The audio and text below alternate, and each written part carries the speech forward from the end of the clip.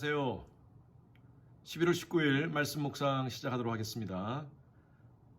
주께 가까이라는 찬양입니다.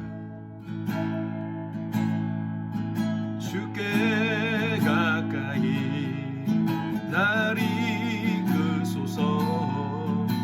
간절히 주님만을 원합니다. 채워주소서.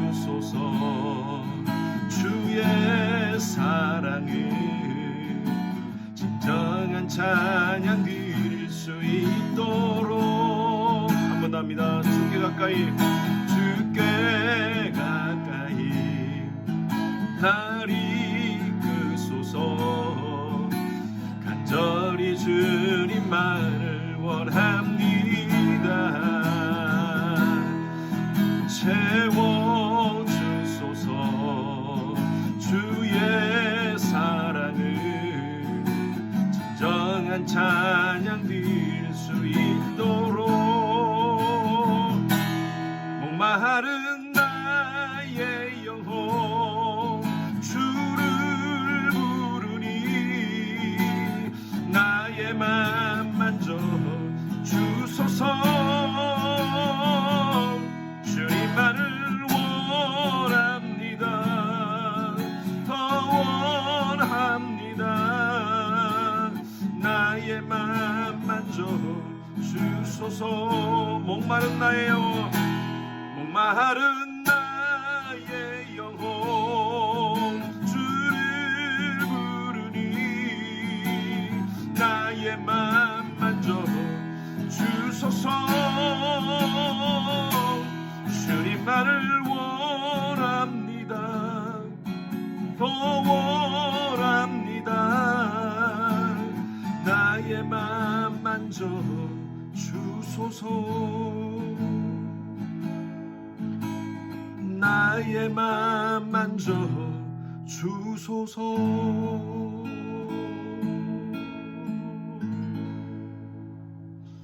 아멘. 다니엘서 2장입니다.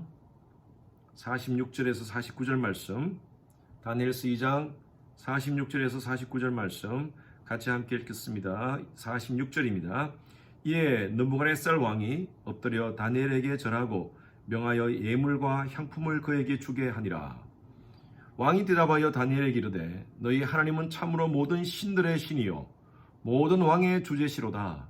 내가 능히 이 은밀한 것을 나타내었으니 내 하나님은 또 은밀한 것을 나타내시는 이로다.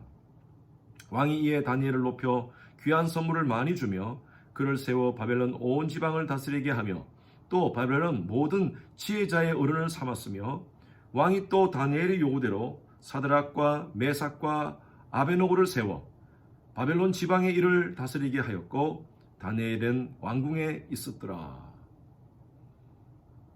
여러분, 그저께부터 우리가 말씀을 묵상하신 분들은 이 말씀의 내용을 잘 아실 겁니다. 다니엘은 BC 605년경에 바벨론으로 포로로 끌려간 그 당시에 아주 귀족 출신 젊은이 중에 하나였습니다. 바벨론은요, 유다 왕국을 3번을 침공합니다.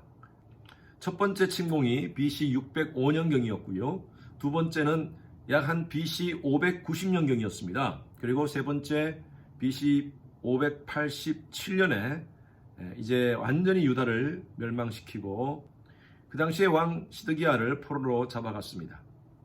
바벨론은요, 유다를 점령하기 위해서는요, 유다의 종교 그리고 유다의 문화를 점령하는 것이 중요하다고 생각했습니다. 그래서 BC 605년경에는 바벨론이 유다를 침범하면서 그 당시에 그 나라를 이끌어갈 수 있는 젊은이들을 바벨론으로 데려옵니다. 말이 데려오는 것이었지 포로로 잡아다가 왔습니다. 그리고 그들에게 바벨론식 교육을 시켰습니다. 그때 끌려갔던 젊은이들 가운데 한 사람이 바로 다니엘이었고요. 그리고 다니엘의 세 친구 사드락, 메삭, 아베노고였습니다. 여러분, 우리가 다니엘서 1장을 통해서 묵상했던 것과 같이 바벨론은 그 젊은이들을 데려와서 바벨론식 교육을 시킵니다. 그들에게 바벨론의 문화를 가르치고 바벨론의 종교를 가르치고 그 당시에 가장 절대신이었던 한 존재, 바로 바벨론 왕을 숭배하도록 합니다. 그 무렵에 느부갓네살 왕, 그 당시에 바벨론 왕인 느부갓네살 왕은요, 이상한 꿈을 꿨는데 도대체 무슨 꿈을 꿨는지 모르겠습니다. 아주 기분이 이상했고요. 그리고 이 꿈을 해석하도록 그 당시에 바벨론의 수많은 지혜자들을 모읍니다. 그들에게 자신이 꾸었던 그 꿈을 해석하라고 합니다. 이미 묵상하셨겠지만 2장 1절 말씀 보겠습니다. 느부갓네살이 다스린 지 2년이 되는 해에 느부갓네살이 꿈을 꾸고 그로 말미암아 마음이 번민하여 잠을 이루지 못한지라 라고 되어 있죠. 잠을 못 이룹니다. 그래서 2절 말씀 보십시오. 왕이 그의 꿈을 자기에게 알려주도록 박수와 술객과 점쟁이와 갈대아 술사들을 부르라 말하매 그들이 들어가서 왕의 앞에 선지라.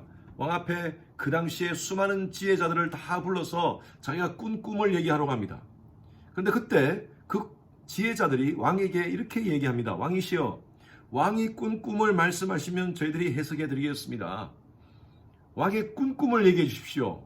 왕은요, 너희들이 나에게 내가 꾼 꿈을 얘기하라. 그리고 그 꿈을 해석해 달라. 참 기가 막힌 일입니다. 술사들 입장에서, 그 당시에 지혜자들 입장에서는 꿈을 얘기해 주면 해석을 해줄 텐데 자기도 생각하지 못하는 그 꿈을 얘기해달라 그러고 그리고 해석하라니까 참 기가 막힌 일이었습니다. 2장 12절 말씀 보십시오. 왕이 이로 말미암아 진노하고 통분하여 바벨론의 모든 지혜자들을 다 죽이라 명령하니라. 다 죽이라고 명령하는 이 상황 속에서 다니엘이 나타납니다. 그리고 그 왕의 근위대장에게 시간을 달라고 얘기합니다. 그리고 기도합니다.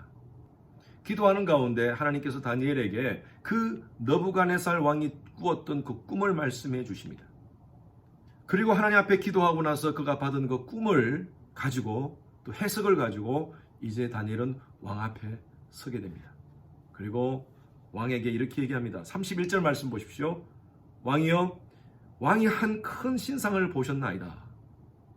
이 신상은 왕의 앞에 섰는데 크고 광채가 매우 찬란하며, 자 32절로 갑니다. 머리는 순검이고 그리고 가슴과 두 팔은 은이고 배와 넓적다리는 노시고 그 종아리는 쇠고 그 발은 얼마는 쇠요 얼마는 진흙이 나이다. 여러분, 다니엘이 왕 앞에 서서 이렇게 왕의 꿈을 얘기를 해주니까요, 왕이 깜짝 놀랍니다. 세상에 어떻게 당신은 이렇게 지혜로운 사람이 됐는가. 그리고 그 꿈을 해석해 보시오. 다니엘이 이렇게 얘기합니다. 36절 말씀 보십시오. 그 꿈이 이러한 적 내가 이제 그 해석을 왕 앞에 아뢰겠습니다. 그리고 다니엘이 그 꿈에 대한 해석을 합니다. 자, 오늘 제가 시간이 다 없기 때문에 이 꿈에 대해서 여러분들은 성경을 읽어보십시오. 이 해석을 다 하니까요, 왕이 깜짝 놀랍니다. 그리고 오늘 아까 읽었던 말씀 46절 보십시오.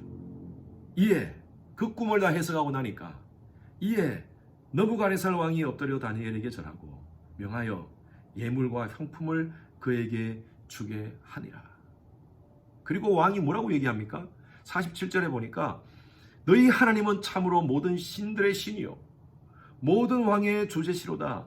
내가 능히 이 은밀한 것을 나타내었으니 내 하나님은 또 은밀한 것을 나타내시는 이시로다. 감동을 합니다. 이 다니엘에게 지혜를 주신 그 하나님을 찬양합니다. 다니엘을 그 나라의 2인자로 올리고요. 그리고 다니엘의 친구인 사드락, 메삭, 아베노고에게 큰 자리를, 높은 자리를 이렇게 허락합니다. 저는 오늘 이 말씀을 통해서 여러분들과 함께 나누고 싶은 것은 다니엘에게 왜 이런 지혜가 있었겠습니까? 어떻게 이런 탁월한 그런 능력이 있었겠습니까? 오늘 이 시대의 하나님의 백성들은요, 영성과 함께 지성이 있어야 되고요, 감성이 있어야 되고요, 저는 야성이 있어야 된다고 봅니다. 영성은요, 하나님에 대해서 민감한 그런 감각입니다. 감성은요, 사람의 마음입니다. 따뜻한 마음입니다.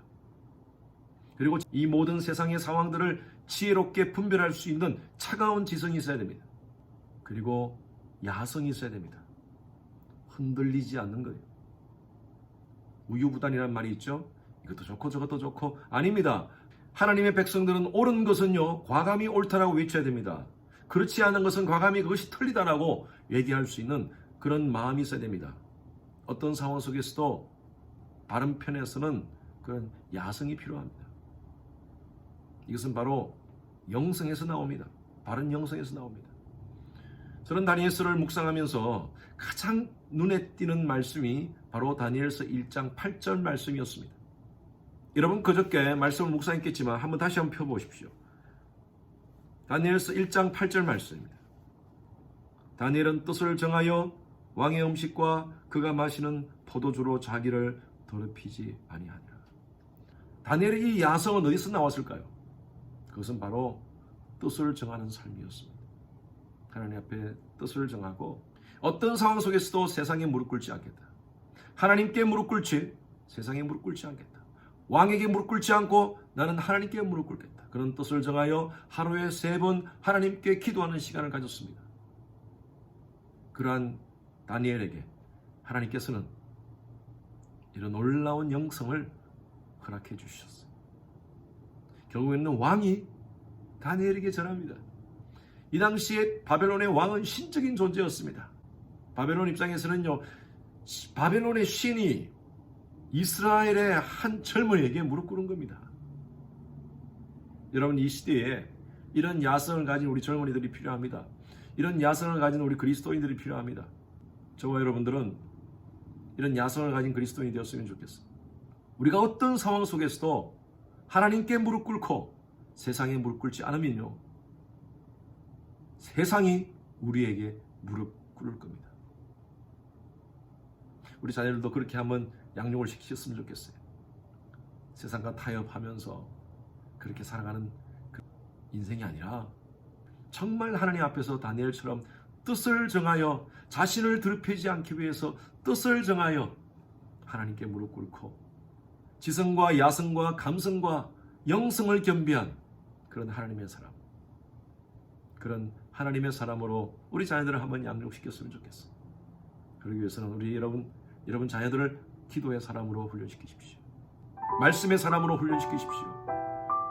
오늘도 하나님 앞에서 뜻을 정하여 어떤 상황 속에서도 흔들리지 않는 믿음의 야성을 가지고 오히려 세상으로 하여금 우리의 믿음이 인정되어지고 우리의 삶의 모습이 인정되어지고 오히려 세상 사람들로 하여금 우리를 통하여 하나님께 영광 돌리게 하는 그런 다니엘의 믿음의 야성을 겸비하는 여러분 되시길 주님의 이름으로 축원합니다. 기도하겠습니다. 주님 감사합니다. 오늘도 말씀을 통하여 하나님의 음성 듣습니다. 세상의 여러 가지 혼란 속에서 어떤 상황 속에서도 흔들리지 않고 견고한 믿음으로 다니엘처럼 뜻을 정하여 하나님을 바라보는 그런 영성과 지성과 또한 흔들리지 않은 믿음의 야성을 겸비한 저희들의 삶이 되게 하여 주시옵소서.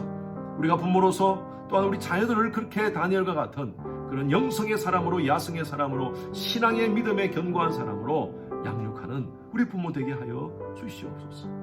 하나님 오늘도 다니엘의 믿음의 야성을 갖는 그런 성도 되게 하여 주시옵소서. 감사드리며 살아계신 예수 그리스도 이름으로 기도드렸습니다. 아멘. 목요일 기도 제목입니다. 미국과 한국의 위정자들과 리더십이 하나님을 경외하고 지혜와 분별력으로 나라를 잘 이끌어갈 수 있도록 하나님께서 함께 해달라고 기도해 주시고요. 나라가 미국도 마찬가지고 한국도 마찬가지입니다. 보수와 진보 간의 진영 갈등으로 여러 가지 많은 혼란 가운데 있습니다. 하나님께서 불쌍히 보시고 평강을 달라고 평화를 달라고 여러분 기도합시다. 코로나 바이러스로 인해서 우리 성도님들의 신앙이 위축되지 않도록 우리 성도님들이 오히려 이런 상황 속에서 더 믿음에 견고하게 설 수 있도록 여러분 기도해 주시기 바랍니다. 우리 윤성철 선교사님, 김영수 간사님, 또 김영섭 선교사님을 위해서 중보하며 기도하시겠습니다.